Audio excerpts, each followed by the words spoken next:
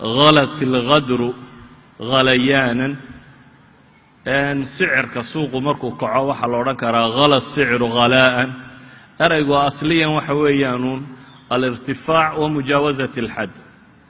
وفي صومالي كوا وحو إنو ضافه حدودي لوغو تلقلي أما السوهدين تينو كتلابو غلوغو مركا والسوهدين ضاف أما واحد قدب قفكو كحد قدبه halka kan marka aynu quluwiga ka waramayna waxaynu u jeednaa uun sharciga ku xadgudubkiisii culimadu terminology-ga ama istilaaxaasi ama eray bixintaasi marka ay sharxayaan waxay ku tilmaamaan waa iyadoo lagu xadgudbo diinka ama shay lagu xadgudbo ama ammaantiisa ama caydiisa oo wixii uu xaq mutay la dhaafiyo markale waxay ku tilmaamaan inuu yahay in xuduudii sharcigu shayga u dhigay oo laga talaabiyo iyagoo ku fasiraya aayaadka quraanka ilaahay leeyahay subxaanahu wa tacaala walaa tadghaw fiihi fayaxilla calaykum ghadabi ama fastaqim kamaa umirt waman taaba macak walaa tadghaw markaan soo duuduubno terminology-ga ama eray bixinada tirada badan lee culammadu tilmaamaan waxaynu isugu soo koobi karnaa wakhtigoo kooban daraaddeed inay tahay uun xuduuddii shareecadu ay shay kasta u dhigtay oo la dhaafo siiba loo dhaafo dhan laysleeyay weliba waad wanaajinaysaa qofku isagoo isle wax waad wanaajinaysaa oo inta badan guluwiga markay ka warramayaan waxay idhaahdaan min baabil ikhlaaska kuma jiro لكن وباب المتابعة عمل كردنكو كحمانيا وحويان حق راعدين تلا الراعي النبي محمد عليه الصلاة والسلام يشيء سيسدو قبطي سيان هين بالله قبانيا مرر بدنا وحيد هذا صبابها كيني وقوة وين وحاكم ده حماس كزائد كايا أنا قونتكو صلي سنين قفكو وحو حماس صدودة أمر ربا وحينو سفي عنو قبطه أقون ضر سعي شرته waxaana culimadu sheegaan inta badan oo yidhaahdaan islaamnimadu sideedaba waa wasat waa meel dhexe dadkuna laba dhinac mid un bay inta badan u kacaan ama min baab التقصير والتساهل والتسامح dhinaca gaabiska iyo acmaasho aan la samaynin ayaa loo kacaa ama se wax wanaagsan qaba la isdhaa xagga kale looga murkudaa ama se looga baxaa oo dhinaca waxa wanaagsan qaba sida loo leeyahay ayaa xuduudiisa la dhaafiyaa eraygan marka aynu tilmaamayno guluwiga qoladii tarjumaysa xadgudubka ku tilmaamee ama xagjirnimadu mala waa tatarruf ayay noqon kartaa fi luga alcarabiya laakiin waa qofka oo soohdinta dhaafa soohdimii sharcigu u jideeyey oo la dhaafo guluwigu inta badan laba noocba wuu u dhacaa kow غلوي عقيدة كل عاشرة غلوي عملك كل عنوجرة كعقيدة كل وكي أهل كتابك أنتوا ذا بدنا يكون عين وحي مثلا النبي عيسى عليه السلام وحي وقال لك كسفية وحانا هين بكسفية يعني يجو كحد قدبي وقال أنا هاس وقدكتي وحواها قال أنا كروغا قاداي وحو اها الى حد الالوهيه غارسينيين waxa kamida mesela khawaarijtu guluwiga ku dhacday ama shiicadu wuxuu dham waxa gudub masaa'il kamida sharciga lagu xadgudbay oo booska ilaahayeen boos aan ahayn la siiyay midna waa guluwi amalka ku dhaca waqtigan aynu hadda joogno dadku in badan bay ka hadlaan masaladaasi guluwiga la yiraahdo ama xadgudubka ama xagjirnimada iyadoo aan oran karno siyaasadka duwaliga maanta jira baa soo dhaweeyay in laga hadlo dabeetana dad u cuntamay cid aan u cuntamayba aad bay uga hadleen iyadoo mararka qaarkood marka extremiska ama irhaabiga ama qofka qaalka la fasiriyo yahay ka shanta salaadood ba tukada ama astaamaha qofka muslimka lagu arko la ka muuqda lagu tilmaamayo inuu yahay kii xad gudbay أصليا وحين الربيسنين إلهي القرآن كله وما جعل عليكم في الدين من حرج ما يريد الله ليجعل عليكم من حرج لا يكلف الله نفسا إلا وسعها إسلام نماذو لبيبكم أجرته حد قدوك إسلام نماذا أصليا كما مدها لكن إن بدني وحي ما أنت ودع يساوركم mahmaadii soomaaliyada ahayd reeraan doonayey roob maygu eriyey ninkii geeljirahee la yidhi guri habla ku jiraan buu ku ag warwareegay ceebse waxa ahayd in guryaha dadka la galo dabeetana isagoo ag marmarayaa roob helay xaggaba ma eegina xagga gurigu u cararay markaa isagoo le reeraan doonayey roob maygu eriyey qadiyaddu marka maanta marka xagjirnimada laga warramayo iyo miidiya dunida yaalla iyo dadka reer galbeedka ama dad badan oo muslimiinta ka midi qaabkay u dhigayaan wuxuu u yaallaa qaaba ah wax allaaliya wixii islaam ku sifoobo oo dham inuu yahay radical ama cid xadgudbaysa oo aan islaamkii muctadilka ahaa islaam muctadili ma jire islaamka oo dhan baa ictidaalka ah islaam oo dhan baa ayaa tawasudka ah umma wasat buu ilaahay subxaanahu wa tacaala ku tilmaamay inay dadka muslimiinta yihiin markaan warka soo koobo wakhtigoo kooban daraaddii waxaan odhan karnaa uun ilaahay subxaanahu wa tacaala siduu imaam ibnu alqayim uu leeyahay nebigu calayhi salaatu wasalaam wuxuu inaga reebay diinta inaynu ku tashadudno oo wixii layna faray aynu dhaafno haddaynu tashadudka ama isku adkayntaasi la nimaadno ilaahayna subxaanahu wa tacaala wuu inugu adkaynayaa qadaran wa sharcan buu leeyahy xagga qadarka waa laynoogu adkaynayaa iminka dadka waswaaska ah qof baa weysaysanaya dabeetana wuxuu is odhanayaa weysadii maad hagaajin wuu ku celinayaa maad hagaajin ilaa iyo waswasadiisaasi ay noqoto ghuluw qadaran baa kaa loogu adkeeyey buu leeyahy waa kii ibnu caqiil u yimi oo kale alimaam ibnu alcaqiil xambali ayaa waxa la yidhi nin baa u yimi wuxuu yidhi niyow biyahan quusaa biyahan galaa buu yidhi dhowr goor dabeetana wuxuu maan ka soo baxa anigoo isle weli ghusligii maydhashadii kumay xasilin biyuu galayna shakigii wuxuu geeyey markaa inuu is idhaahdo mala maydhashadaadii may xasilin ibnu caqiil siduu war kale uga sugayey buu wuxuu ku yidhi saqatat canka salaa salaad adiga laguguma le buu ku yidhi salaaddii way kaa dhacday marka wuxuu yidhi oo salaaddii say uga dhacday nebigu wuxuu yidhi waxaa qalinka laga dul yeelay saddexda waxaa ka mid ahaa almajnuun xataa yafiiq mar haddaad intaad biyo gashay garan lahaada inaad maydhatay iyo inaad maydhanin adiga salaad laguguma laha buu yidhi yacni qofkii wuu xadgudbay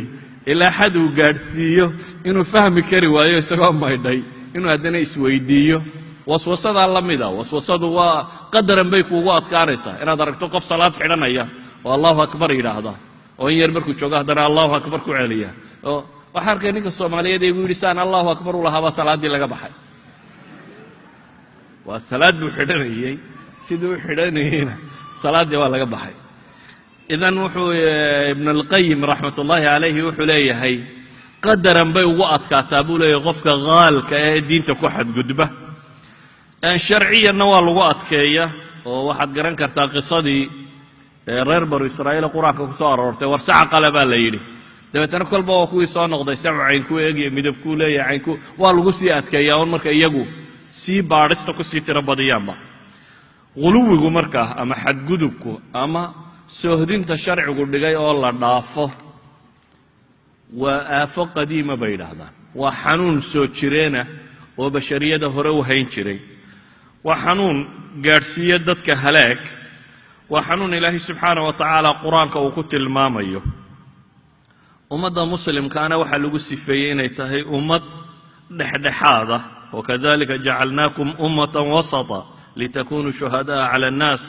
wayakuuna alrasuulu calaykum shahiida qur-aanka ilaahay subxaanahu wa tacaala laba aayadood buu kaga warramayaa masaladatan labada aayadood baa ahlu kitaab baa laga warramaya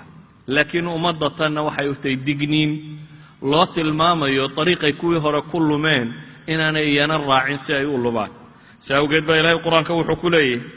yaa ahla alkitaabi laa tagluu fii diinikum ولا تقولوا على الله إلا الحق إنما المسيح عيسى بن مريم رسول الله وكلمته ألقاها إلى مريم وروح منه فآمنوا بالله ورسله ولا تقولوا ثلاثة انتهوا خيرا لكم إنما الله إله واحد يا أهل الكتاب لا تغلوا في دينكم آية كله إلهي وحلاه قل يا أهل الكتاب لا تغلوا في دينكم غير الحق ولا تتبعوا أهواء قوم قد ضلوا من قبل وأضلوا كثيرا وضلوا عن سواء السبيل labadan aayadood baa ilaahay subxaanahu wa tacaala wuxuu kaga warramayaa ahlu kitaabka uu diintiinna ha ku xadgudbina baa ilahay yidhi subxaanahu wa tacaala. oo ahlu kitaabku diinta say ugu xadgudbeen, qole way xadgudubtay oo nebi ciise waxay yidhaahdeen wiil xalaal lagu dhalay maaha, waa yahuud. qolena way idan xadgudubkoodu wuxuu u yaallaa inay nebiga dhaafiyeen mansiladii nubunuwada nebinimada iyo wanaag iyo rushdigo ay ka dhigeen qof baadiya. qolada kalena way xadgudubtayoo mansiladii nebinimada intay dhaafiyeen bay waxay gaadhsiiyeen maxay? booskii ilaahnimada. oo waxay yidhaahdeen waa ibnullah ama huwa allah ama haaliu halaaa, aqwaasha badane ay leeyihin. qaar le isagaaba ina ilaaha, qaar le isagaaba ilaaha ah, qaar le waa saddexda aqnoom ama saddexda ilaaha ee isku ilaaha. wax kastaba ha sheegaane warkoodo dhan marka la ysku daro wuxuu sheegayaa ghuluwi ama xadgudub. ghuluwigaas ilaahay subxaanahu wa tacaala uu labada aayadoodba ku tilmaamay waxaa la rabaa in innaga laynooga digo, waayo waa sabab ka mid ah sababaa lagu halaagsamo. aayad kaloo qur'aanana ilaahay aqwaashooda markaa uu ku tilmaamay ghuluwiga sheegaysa. laqad kafara aladiina qaluu ina allaha haaliu halaaa wma min ilahin ila ilah waaxid, ama waqaalat alyahuudu cusayr bnu allah waqaalat الnasaara almasiixu bnu allah. markaynu xagga axaadiista nebiga u kacno calayhi الsalaatu wasalaam, axaadiis aad u tiro badan baa ku soo aroortay oo xadgudubka laynaga reebayo. axaadiistaasi waxaa ka mid ah kuwa caama, waxaa ka mid ah kuwa salaad ku saabsan, waxaa ka mid ah kuwa soom ku saabsan, waxaa ka mid ah kuwa xajka ku saabsan, waxaa ka mid ah kuwa nadar ku saabsan, waxaa ka mid ah kuwa cibaadaadka guud ahaan ku saabsan. dhammaantood waa axaadiis laynagaga reebayo inaynu xadgudubno oo ka gudubno soohdintii sharcigu inoo dhigay innagoo isle wax wanaajiya. aan dhowr tusaale qaadanno. xadiidka imaam الnisaa'i iyo kayrkiiba ibnu maaja, nasaa'i ibnu maaja, axmed soo saarayaan, sheekh alalbani raxmat ullaahi calayhina saxiixa ku tilmaamayo, nebigu calayhi الsalaatu wasalaam xajkii iyadoo la joogo oo dhagax tuuradkii la rabo in la dhagax tuurto oo musdelifa la joogo, ayuu wuxuu nebigu ku yidhi calayhi الsalaatu wasalaam ibnu cabbaas, orodoo waxaad ii soo qaadaa qururuxii la tuurayey. qururuxii la tuuro ayuu nebigu yidhi ii soo qaad. wuxuu yidhi dhagxan yaryar baan soo qaaday markaas oo kuwan wax lagu tuurtuuro ee yaryar ah, yacni dhagxan yaroo xabadda fuula leeg bay dhahaa culammadu, ayaan soo qaaday buu yidhi. markaan nebiga u keenay calayhi الsalaatu wasalaam buu kor u taagay, dabeetana wuxuu yidhi biamhaali haaulaa, waar kuwaasoo kale tuura, wa إiyaakum wاlghuluw. nebigu calayhi الsalaatu wasalaam wa إiyaakum wاlghuluwa waxa uu tilmaamayaa digis caama. waxaan idinka digayaa buu nebigu yidhi calayhi الsalaatu wasalaam xadgudubka.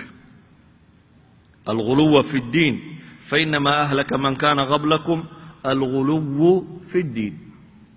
waar idinka kuwii idinka horreeyey buu nebigu leeyahy calayhi الsalaatu wasalaam waxa halaagay diintii ay ku xadgudbeen. nebigu si caama buu u yidhi wa إiyaakum wاlghuluwa fi اddiin, waa eray caama. sababta keentay waxa weeyaan qururuxa lagu tuuro meesha tan.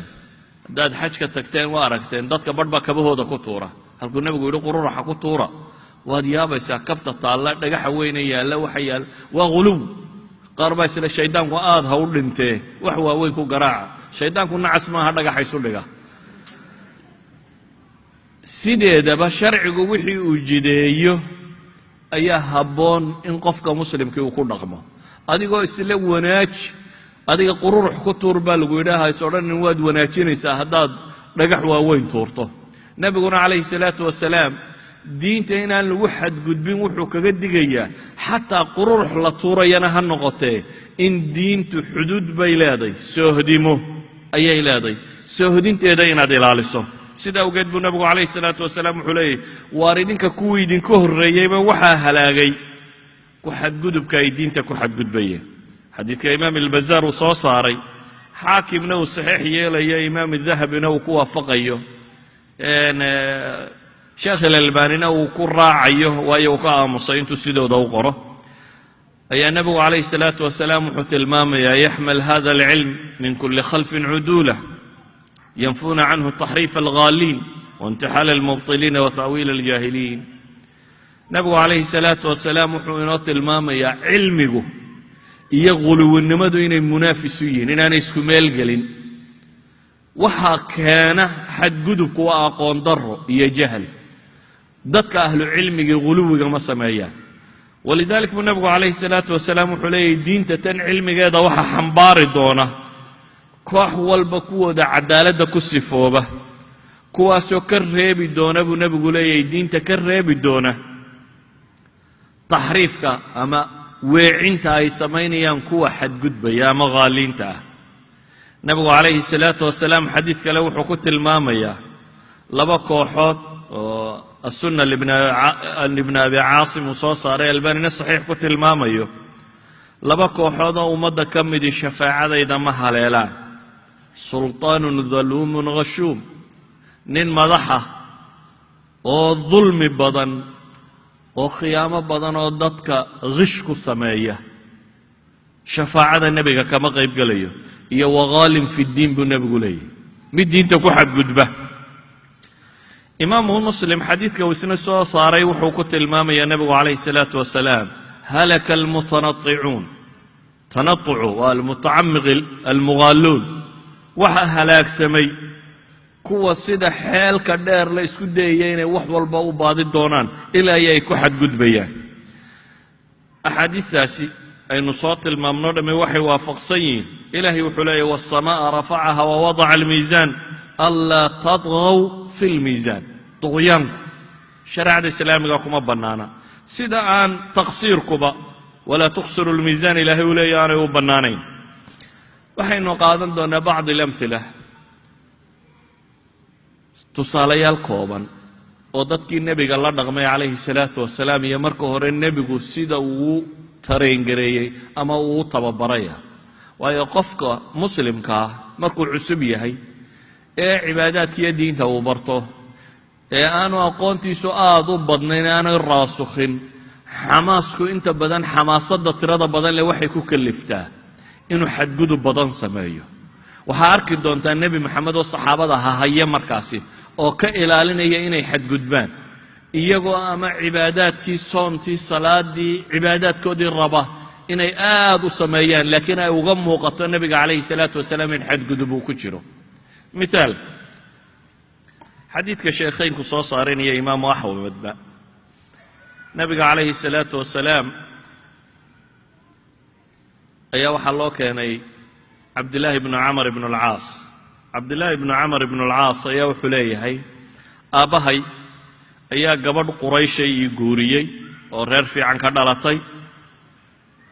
cabdillaahina wuxuu ka mid ahaa nimanka dhallinyarada ah ee markaasi aadka u cibaadaysta saxaabada dhallinyarada ee cibaadada badan lu ku jiray.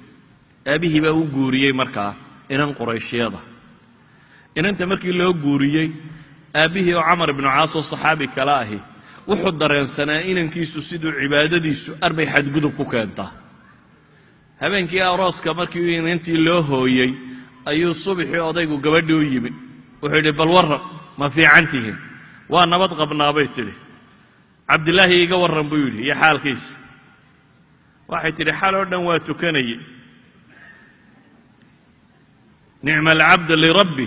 waa addoon u fiican bay tidhi rabbigii oo salaad buu u taagnaa laakiin furaashkana ma yaqaano taftaydana ma taaban bay ku tidhi. ninkii arooska ahaa ee xalayta loo aroosay gurigii isagu salaad buu isla dhex taagay shaqada kale laga rabay salaad buu waday ilaa waagiisu uga baryayey. aabihii subaxii markii uu soo waraystayna waxay tidhi waa nicma alcabdu lirabbi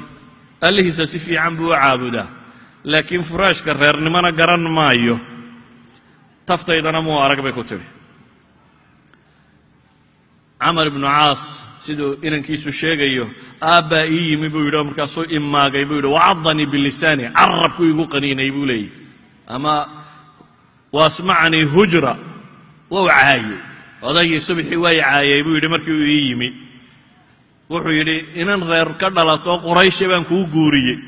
markaasaad caddishay oo cidlo kaga dhaqaaqday soo maaha buu yidhi waxaaga ina keen war nebigu uu kaxeeyey markaa cabdillaahi bnu camar ibnu caas nebi maxamed baa loo geeyey calayhi salaatu wasalaam isagoo la wado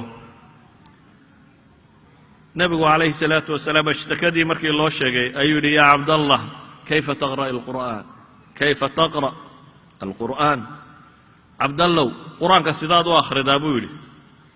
dee habeenkii baan khatimaa buu yidhi habeen kasta waa dhammeeya qur-aanka sidaad u akhridaa waa dhammeeya wuxuu nebigu ku yidhi kayfa tasuum sidaad u soontaa wuxuu yidhi maalin kasta waan soomaa maalinba ima dhaafto dabeetana nebigu calayhi salaatu wasalaam wuxuu ku yidhi waxaad yeeshaa soonka maalmuu u tilmaamo qur-aanka buu nebigu ku yidhi calayhi salaatu wasalaam 40 casho ku akhri 40kii maalmood bil iyo 10 habeen mar dhammee markaasuu wuxuu yidhi innii astatiic aktar min dalik ilaahay rasuulkiisiiyo anigu intaa in ka badan baan samayn karaa markaasaa la yidhi haddaba bil ku akhri waa riwaayadda imaamu axmed say sheegayso haddaba bil ku akhri wuxuu yidhi ka badan baan yeeli karaa markaasaa la yidhi haddaba subciyo usbuuciiba mar jumco kasta mar dhammee ka badan baan samayn karaa buu yidhi wuxuu nebigu yidhi haddaba 3 maalmood ku akhri markaasuu yidhi ka badan baan samayn karaa 3 wax ka yar qur-aankaba lama fahmo buu nebigu ku yidhi 3 haddaad hoos u sii dhaafto qur-aanku iska uun wax la yeedhinayo kaa noqonaya fahmi mayside 3 ha ka badinin buu ku yidhi nebigu calayhi salaatu wasalaam soonka buu ku yidhi waxaad soontaa bishii 3 maalmood iska soon markaasuu yidhi ka badan baan awoodi karaa ka badan baan awoodi karaa sidii u soo waday ayaa waxaa la yidhi haddaba siyaamu daa'uud soon nebi daa'uud soomkiisiyo kale oo ah maalinna inaad soonto maalinna afurto nebigu calayhi salaatu wasalaam wuxuu ku yidhi yaa cabdallah ina liahlika calayka xaqa walizawjika calayka xaqa walidayfika calayka xaqa walinafsika calayka xaqa faaati kula dii xaqin xaqa riwaayadda imaamu axmed baynu akhrinaye wuxuu nebigu ku yidhi calayhi salaatu wasalaam cabdilaahow reerkaagu xuquuq bay kugu leeyihin oo martidu xuquuq bay kugu leeday oo naftaadu xaq bay kugu leeday ee cid walba xaqeeda sii yacnii dadka guluwigani uu ku dhaco ama xadgudubkani uu ku dhaco waxa weeyaan qayb ka mida diintaa la qurux badata dabeetana qaybtaasuu mundafic ku noqdaa qaybtaasuu si weyn u dhex galaa taasaa waxay abuurtaa qaybo badan oo diinta ka mida inuu ku xadgudbo markaasiyo ilaabo nebigu calayhi salaatu wasalaam wiilku sidan kula taliyey cabdillaahi cimrigiisaa raagay nebigu uu geeriyooday calayhi salaatu wasalaam cabdillaahi ibnu camar waa dambe ayuu calaacali jiray markuu gaboobay oo wuxuu odhan jiray yaa laytanii qabiltu ruksata rasuuli illaahi sala allahu calayh wasalam yaa laytanii jeclaan lahaaya buu leeyey bal maan aqbala buu leeyey nebiga calayhi salaatu wasalaam ruksadiisii waayo saxaabadu may jeclayn cibaadaadkii uu nebigu kaga tegay calayhi salaatu wasalaam markuu geeriyooday gadaashii inay ka tagaan markanna waa gaboobayoo sidii dhallinyarada maaha waxaa ku adkaatay inuu maalinna soomo maalinna afuro waxaa ku adkaatay acmaashii uu samaynayey walidaalik waagiisii dambe waxaa la yidhaahdaa intuu soomiba kari waayo ayuu odhan jiray soonkaanu yaro xoogaysanaya intuu wax cunaabuu maalmo istaba raacin jiray hadhowbu haddana yidhahdaa waa inaan soo qalleeya ilaa nebiga ayuula ballamay inaan maalinna soomo maalinna afure maalmihii aan israaciyey maalman leeg waa inaan soomo isagoo ku calacalaya maan qaata nebiga calayhi salaatu wasalaam taladiisii nebiguna calayhi salaatu wasalaam wuxuu ina leeyahay xadiista ka asaxday ina hada diina matiin waa diintani waa shay adag buu nebigu leeyahy calayhi salaatu wasalaam fawgaluu fiihi birifq war si fudud u gala faina almunbata laa ardan qatac walaa dahran abqa mahmaahda tan erayga noqday oo tilmaamaya munbadka waa munqatica waxay yidhaahdaan carabtu ninbaa safarkii uu dadka la gale uu la socday ayuu gaabiyey dabeetana wuxuu isiraad ka wada dheeraysi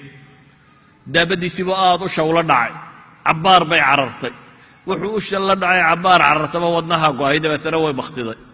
dabeetana wuu istaagay in yar buu markii hore soo degdegay laakiin natiijadiisu waxay noqotay maxay munqatic inuu noqdo munbat dabeetana nebigu wuxu uhi calayhi salaatu wasalaam faina almunbata kaa munqaticee daabadiisii noocaa u galay laa ardan qatac walaa dahran abqa dhul lama jarin baa la yidhi oo socod ma samaynin neefkiina ma daynin oo ma hadhin yacni labadii dhandhanna ma gaadhin qofka diinta xuduuddeeda intuu is dhaafiyo marka hore xamaasaddu ay digdigta ku qaadaa meel dhaxun buu ku gebagaboobaba la yidhaahdaa ma dhammaystiro meel dhaxun buu warkiisu ku koobtaa waxaanu noqdaa kaa nebigu uu leeyahay laa ardan qatac walaa dahran abqa dhul lama jarin ee neefkiina ma daynin waa runtii tashbiih aad u cajiiba saxaabadii cilmiga lahayd iyaga laftoodu saasay isu tareengaraynayeen waxaa jirta nebigu calayhi salaatu wasalaam markii uu saxaabada walaalaynayay raggii uu walaaleeyey waxaa ka mid ahaa salmaan alfarisi iyo abidardaa dabeetana abidardaa baa wuxuu soo booqday gurigii salmaan buu yimi wuxuu arkay haweenaydii abidardaa uu qabay oo aan ka muuqanin haweennimadii yacni haweenku marka ninkoodu joogo waxaa la yaqaanaa inay qurxoon yihiin oo isqurxiso laakiin markay cidlada iska joogtay keligee tahay inay mutabadela tahay odaygeediina waa jooga gabadh isdhowrta oo ishagaajisay oo yacnii gabadhnimo isu dhigtayna kama muuqato dabeetana wuxuu yidhi maa sha'nuk naa maxaa kugu dhacay buu weydiiyey markaa salmaan gabadhii waxay tidhi akhuuka abudardaa laysa lahu xaajatun fi dunya waxay tidhi salmaanoo walaalka abudardaa dee adduun ma rabo adduunyada baahi uma qabo dabeetana abudardaa baa yimi abudardaa baa walaalkii baa ileen u yimi raashin sameeyey markaasuu intuu raashinkii soo dhigay buu yidhi salmaanow cun anigu waan soomanahaye waana sooman yihi islaantina cidlay fadhidaa gurigiina waa la joogaa salmaan wuxuu yidhi cuni maayo haddaanad ila cunaynin soonka sunnaha waa la jebin karaa waa la iska cuni karaa cunnada haddaanad ila cunin buu yidhi cuni maayo wuu la cuna markii uu la cunay ayuu habeenkii reerka u hoyday salmaan habeenkiiba markii in yar la jiifee la seexdayba abudardaa baa salaad isu taagay salmaan baa intuu marada ku dhigay yidhi war seexo waa seexday cabbaar buu haddana soo booday waa ku dhigay war seexa buu ku yidhi dabeetana wuu seexday markii habeenka intiisii badnayd ay tagtay ee wakhtigii dambe ay ahayd ayuu yidhi kac haddaba iminkoo tuko wakhtigii salaadda subax wakhti ka yaro horreeya ayuu yidhi kac haddaba iminka oo tuko wuu tukaday labadoodiiba waa wada tukadeen markaasuu wuxuu salmaan ku yidhi abidardaa isagoo la hadlaya inna lirabbika calayka xaqa abidardaayow rabbi xaq buu kugu leeyahay naftaaduna xaq bay kugu leeday reerkuna xaq buu kugu leeyahay ee qof kastoo xaq leh xaqiisa sii warkii ayuu qaaday markaasi abidardaa oo waxaa loo sheegay nebiga calayhi salaatu wasalaam dabeetana nebigu wuxuu yidhi sadaqa salmaan run buu sheegay salmaan sida uu sheegayo yacni qofka mu'minka waxaa looga baahan yahay in cibaadaadkiisa diintiisa mucaamalaadkiisa wixiisuba inay sharciga waafaqsan yihiin salaad baan tukanayaa waxaan dayacayaa xuquuq kale ma shareecada kuma soconayso waxayna kaga filan qaar baa fahamku ka qaldamay maangaabnimo daraaddeed oo iyana xadgudbay axaadiista maalan nebiga calayhi salaatu wasalaam ka sugan waxaa ka mid ah nin baa u yimi nebiga dulkhuwaysara la odhan jiray dabeetana nebigu isagoo xooladad u qaybiyey buu wuxuu ku yidhi yaa muxamed qad ra'aytu maa sanacta fii hada alyowm maanta waxaad samaysay waan arkay nebigu wuxuu ku yidhi ajal fa kayfa ra'ayt aragta iyo maxay kuula muuqataa saad u aragta wuxuu yidhi lam araka cadalta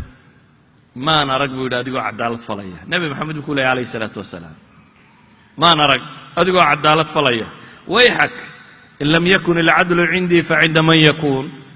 waar hooge buu nebigu yidhi haddaanay cadaaladdu aniga agtayda oolin kumay cadaaladdu agtiisa taalla cumar binulkhataab baa yidhi aan dillo ha dilina iska daa buu yidhi kan koox baa dhabarkiisa ka soo bixi doona ama shiico koox buu yeelan doonaa diinta uga baxda sida gamuunku ama waxaan la tuuro ee qaansada laga ridaa leebku sida uu ramiyada yacni saydka ama waxa la ugaadhsanayo siduu uga baxo ayay diinta uga bixi doonaan buu nebigu yidhi calayhi salaatu wasalaam xataa tamhiilka eeg nebigu wuxuu leeyahy sida gammuunku uu u dhaafo intaad ugaadh toogatay xabadda aad ku dhufatay xabaddu ay xagga kale uga baxdo sidaasay diinta uga murkudi doonaan buu nebigu leeyahy yacni wuxuu tilmaamaya waa dul degdegaya oo iyagoo xiimaya intay diinta galaan ayay xagga kale uga baxayaan kuma sugnaanayaan amase kuma joogayaan waa ghuluwiga ama xadgudubka wax kan keenaya nebigu calayhi salaatu wasalaam wuxuu tilmaamaya xadgudubku inuu yahay waxa keena dad badani inay diintooda xataa shirki ku dhacaan maalan cibaadaadkii hore ee asnaamtii hore la sameeyey maxay ahayd dad saalixiin oo wanaagsan oo la jeclaado jacaylkoodii lagu xadgudbay jacaylkii dadka saalixiinta iyo awliyada ilaahay ayaa lagu xadgudbay ilaa markii dambe la yidhi sawir yaraan ka samaysanno dabeetana sanam yar laga samaystay kadibna iyagii la caabuday waa caamadeenna qaarkood siday xabaalaha u galeen nin sheekhoo caalimo muslima oo ilaahay yaqaanay awliyada allana laga yaabay inuu ka mid ahaa ayaa dadku kalgacalkoodii galay waxay ahayd kalgacalkeedu hadduu awliyadayna qaado inaynu idhahno ilaah u naxariiso muslimiin naga horreeyey oo diintana soo gaadhsiiyay ahayd laakiin inaad u qaadato inuu isaguba wax taro muxuu wax ku taraa isagaaba dhintay oo u baahan inaad ilaahay u barido oo dadka mu'miniinta waxaa lagu yaqaanaa kuwa nooli inay kuwa dhintay ilaahay u sii baryaan oo qof kasta oo mu'min oo dhintay adigay tahay inaad ilaahay u barido subxaanahu wa tacaala oo ducadaada ilaahay ugu dembi dhaafo laakiin kii dhintay inaad isaga dib wax uga soo talabtaa waa waxaan sharciga ku waafaqsanayn walidalik buu nebigu calayhi salaatu wasalaam wuxuu tilmaamayey caaisha iyo caaisha waxay ka sheegtay umu xabiiba iyo umu salama ayaa waxay ka warrameen kiniisada ay xabashida ku soo arkeen sawirro ku dhadhejisnaayo wax markaasuu nebigu wuxuu yidhi calayhi salaatu wasalaam ina ulaa'ika ida kaana fiihim arajulu saalixu famaat kuwaasi buu yidhi waa kuwa nin wanaagsani oo dhexdooda jooga haddii uu dhinto xabaashiisa korkeeday ka dhigaan meel lagu cibaadaysto sawirrana way u sameeyaan dadkana iyagaa ugu shar badan buu nebigu yidhi calayhi salaatu wasalaam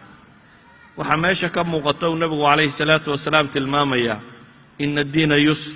walan yushaadda diina axadun ilaa halabah waar diintu waa fududay buu nebigu yidhi qofna iskuma adadkeeyo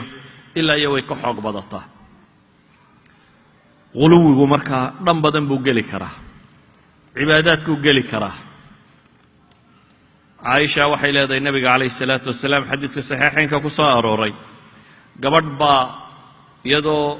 caaisha nebiga la joogtaa waxaa loo sheegay gabadhi u soo gashay ama gabadh caaisha la joogtuu nebigu u soo galay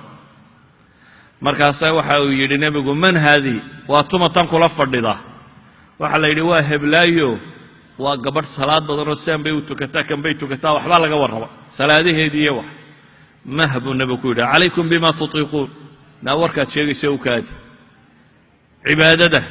intaa awoodaan sameeya buu nebigu leeyahy yacni lagama warramayo waajibaadkii 5 salaadood iyo kuwa lagama warramayo laakiin cibaadada kale dheeraadkaa inta aad awoodi karto samee buu nebigu yidhi ilaahay baan ku dhaartay buu nebigu yidhi alla idinkama daalaya inay idinku daashaan mooyaane acmaashana diinta waxa u khayr badan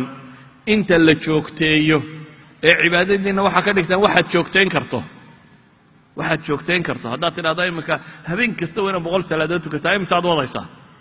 markaad bil waddo ama sanad waddo haddaad dib u firayso habeenka dambena iskagaba tagtaba salaatuleylkii la tukanayaba waxba maad kordhinin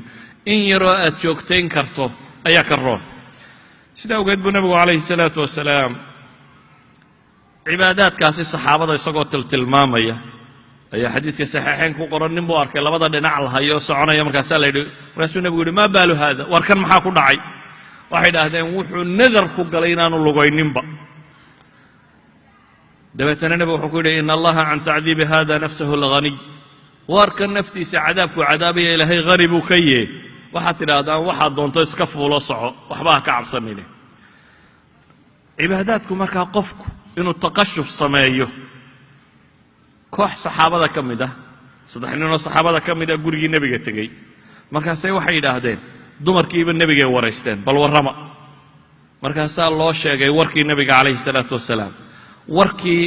cibaadadii nebiga looga sheegaabaa laba yaraatay dabeetana waxay dhaaheen war nebiga isaga ilaahay dembigiisa horiyo kiisii dambaba u dhaafay waa falsafa cusub nebiga ilaahay dembigiisii horiyo kii dambaba wuu dhaafay haye intaasna wuu sameeyaa dayna wiilan dembigiin baynu xambaarsanay aan ka badinna bay yidhaahdeen inta nebi maxamed sameeyo in ka badan aan la nimaadno oo maxaynu samaynaa mid baa wuxuu yidhi anigu horta gabadh dambe guursan maayo anigu haweenka waxa la yidhaha waa ka zaahidaya dumar laygu arki maayo midna wuxuu yidhi aniguna cunnadan iyo waxan baa rabashka keentay hilib dambe afkaygaba gelin maayo midna wuxuu yidhi anigu habeenba seexan maayo waa soo jeedaya nabiga calayhi salaatu wasalaam warkii loo sheegay maa baalu aqwaamin qaaluu kada warduul arrinkoodu muxuu yahay waxaaya waxaa ku hadlayaa buu nebigu yidhi war anigu waan seexdaa waanan tukadaa waan soomaa waanan afuraa haweenkana waan guursadaa ee faman ragiba can sunnatii falaysa minii war sunnadayda ninkii ka weecda aniga igama mid aha buu nebigu leeyahy calayhi salaatu wasalaam yacni diinta ta nebi maxamed baa tusaale u ah uma baahnid adigu markaa inaad istidhaahdo ariiq cusub ama wax cusub jidee wax kastoo cusub oo aad jidayso waxay keensanaysaa inaad ariiqii kaga baxdo saxaaha axaadiistan oo dhan waxaan u akhrinayaa inaynu fahamno guluwiga xataa cibaadada lagu sameeya xadiidka bukhaari ku yaalla ibnu cabbaas baa wuxuu leeyay nebiga calayhi salaatu wasalaam oo khudbadaynaya ayuu wuxuu arkay nin taaganuun markaasuu yidhi war waa kuma kani waxaa la yidhi waa abu israa'iil ninkii la odhan jirayoo wuxuu ku nadray an yaquuma walaa yaqcud walaa yastadilla walaa yatakallama wayasuub wuu nadro wuxuu ku nadray anigu waan taagnaanoo weligay fadhiisan maayo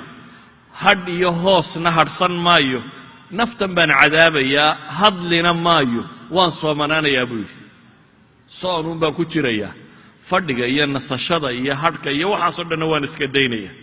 nabigu calayhi salaatu wasalaam wuxuu ku yidhi murhu falyatakallam waliyastadil waliyaqcud waliyutima sawmah u sheega buu yidhi waxaa amartaan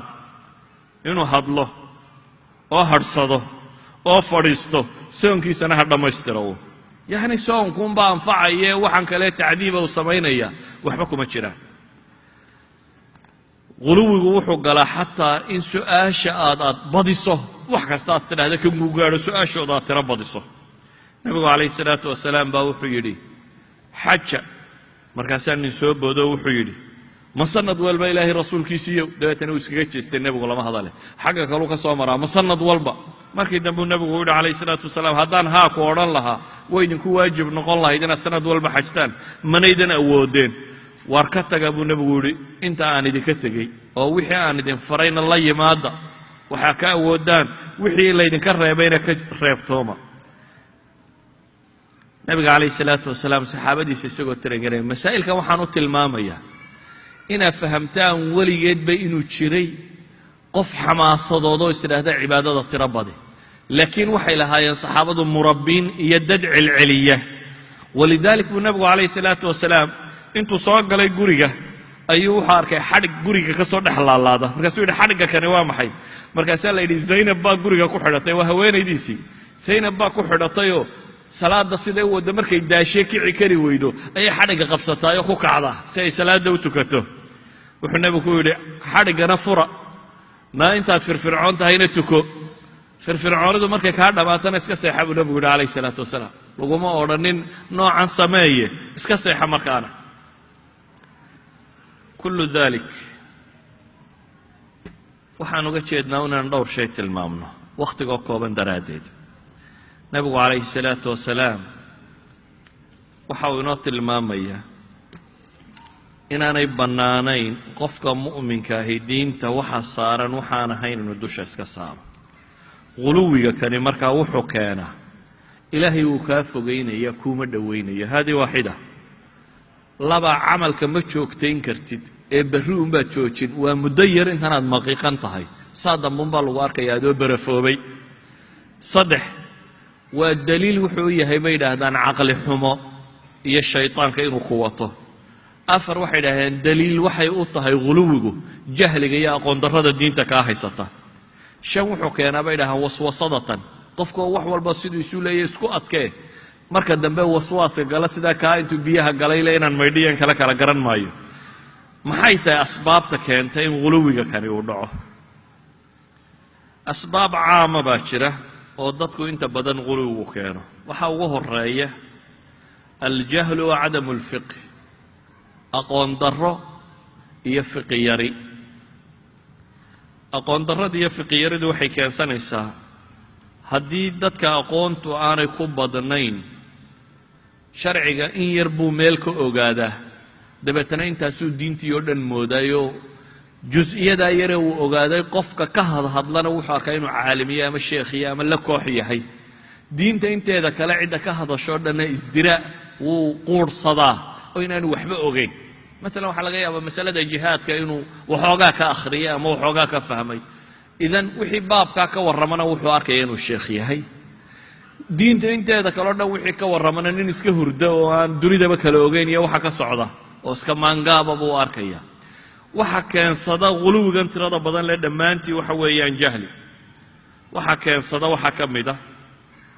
waa murshid la'aanta murshidku yacni qofku diin baranaya wuxuu u baahan yahay cid cilmi leh oo gacan qabata saxaabada xamaasaddu markay qaadato mid yidhaahda hilib cuni maayo mid yidhaahda gabdha arki maayo iyo mid yidhaahda salaada joojin maayo mid yidhaahda sara joogaan ku cibaadaysanaya dadkani kaamay caqli yarayne saxaabadii nebi maxamed bay ahaayeen kaama diin yarayne kuwa ilaahay rumaysan bay ahaayeen bal nebi maxamed wax ka dhagaystay laakiin xiisihii iyo xamaasaddii baa keensaday inay halkan ula boodaan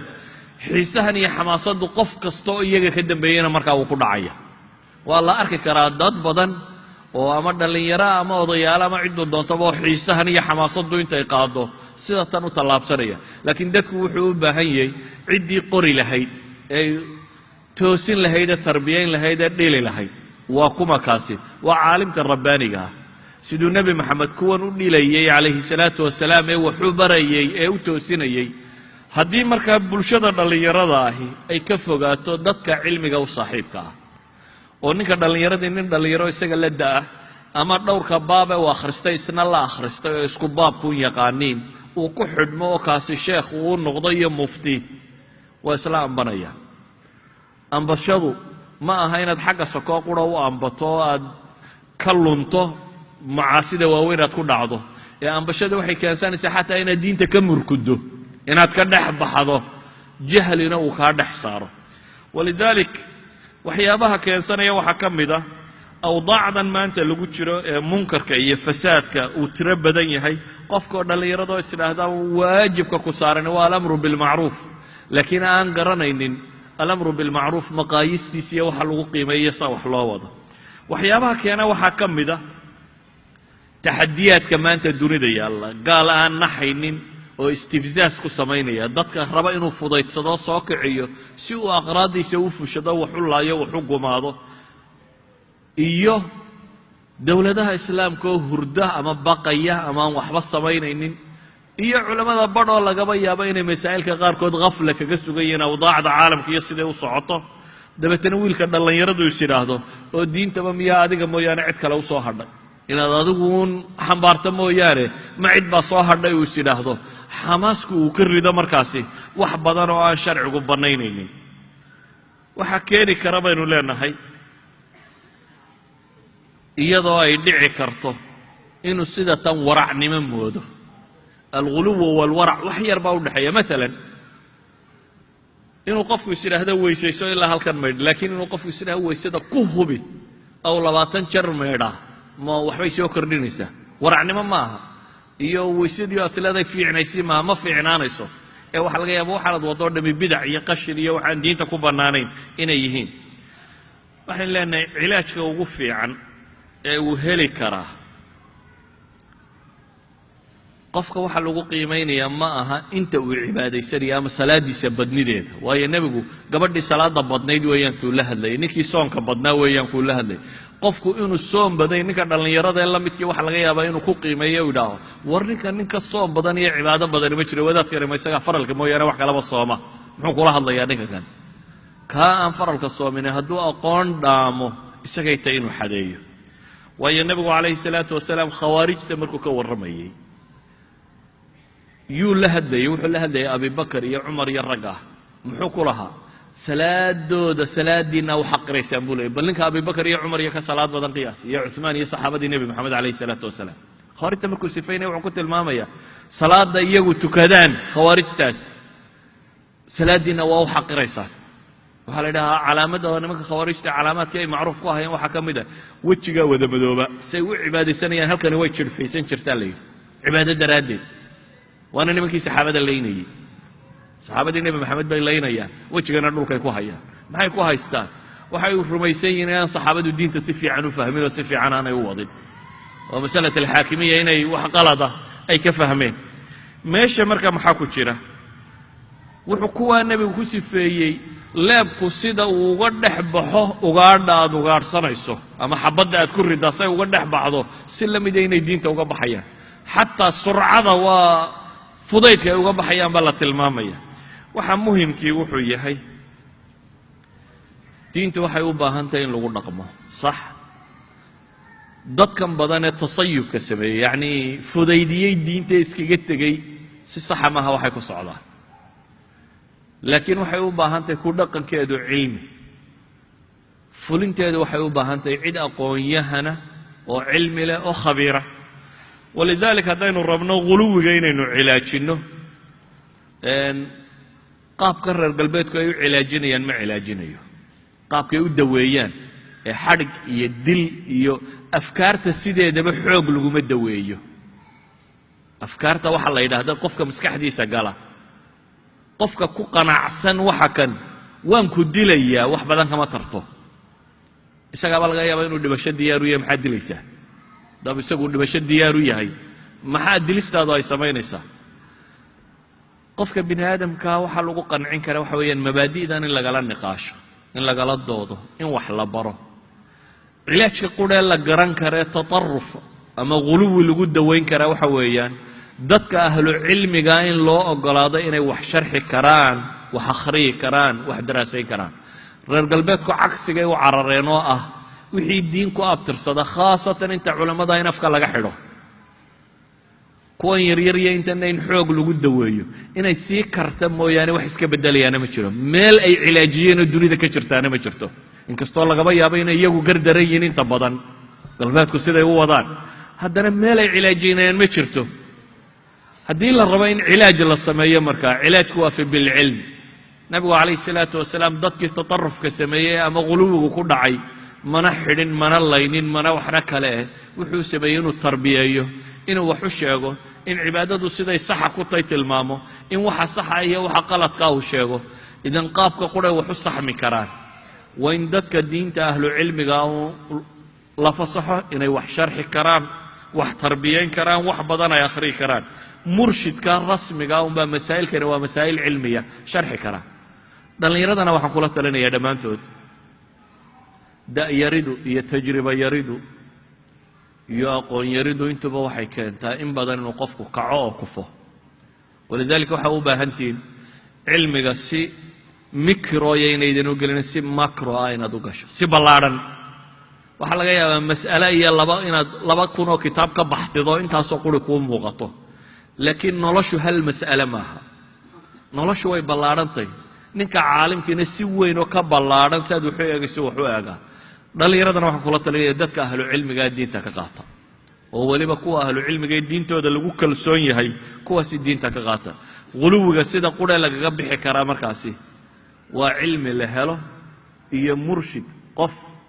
ahlu cilmiya oo wax tarbiyeeya oo tarbiya saxiixa wax ku tarbiyeeya وصلى الله على النبي محمد وعلى آله وصحبه وسلم والحمد لله رب العالمين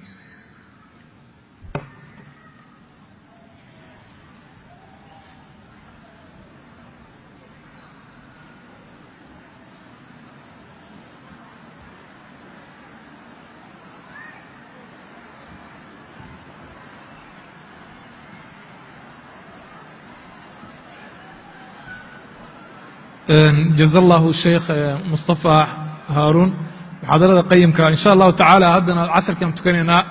يحوغا